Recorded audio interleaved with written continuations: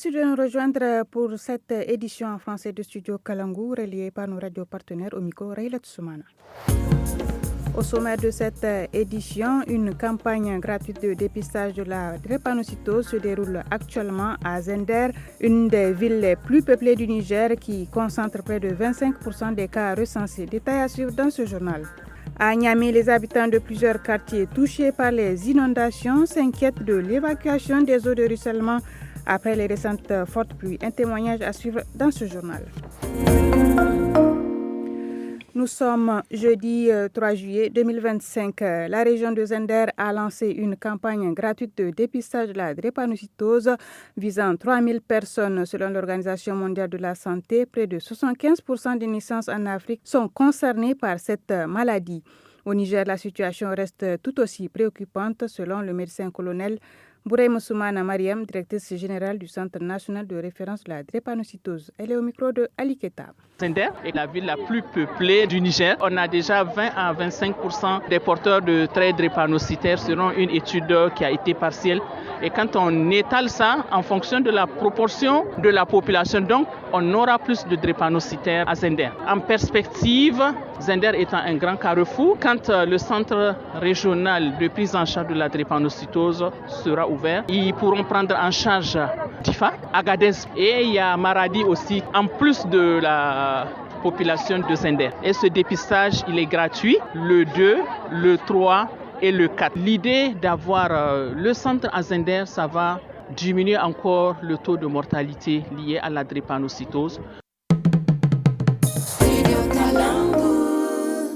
Les fortes précipitations survenues lundi à Niamey ont provoqué des inondations dans plusieurs quartiers de la capitale. À Lazare, dans le 2e arrondissement, une mère de famille sinistrée témoigne au micro d'Abdouahab Imourou.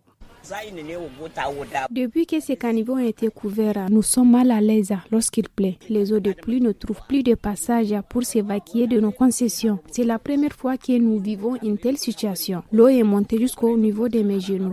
Pour éviter que cela ne se reproduise, nous demandons aux autorités de créer un passage pour permettre l'évacuation des eaux de ruissellement. Déjà, des maisons se sont effondrées, mais au vu de la manière dont la saison a commencé, cela laisse présager que la suite ne pourra être que plus compliquée pour nous sans ces caniveaux. Il faudrait vraiment que quelque chose soit fait pour nous. En effet, les fortes précipitations survenues lundi 30 juin 2025 ont causé des destructions d'habitations et des pertes de bétail dans plusieurs régions du Niger, faisant 4 morts. Le centre opérationnel de veille COVAC annonce de nouvelles pluies dans les jours à venir sur l'ensemble du territoire. Il appelle la population à la vigilance et au respect des consignes de sécurité, notamment l'évacuation des zones inondables, l'évitement des habitations précaires et des abris sous les arbres. En cas de danger, il est recommandé de se mettre à l'abri et de contacter les secours au 18. Du 1er au 5 juillet 2025, l'Association des scouts du Niger organise le camp des jeunes messagers de la paix. Des scouts des régions de Dosso, Tillabéri et Niamey y prennent part.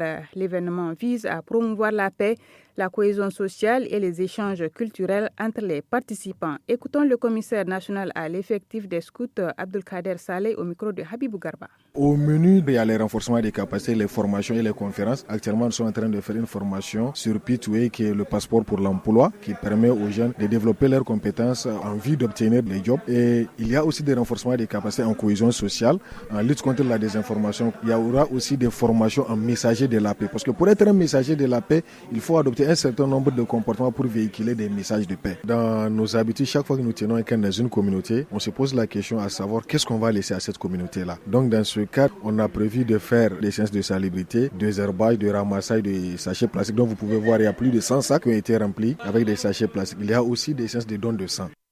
Autre chose à présent, dans une déclaration rendue publique hier, l'Association des jeunes avocats du Niger, AJN, a demandé aux autorités de réviser la loi sur la cybercriminalité. Elle estime que cette législation porte atteinte aux libertés d'expression, de la presse et d'opinion, en contradiction avec les engagements internationaux pris par les autorités en la matière. Et c'est tout pour le journal en français. À suivre tout de suite le journal en tamashek avec Mariam Adé.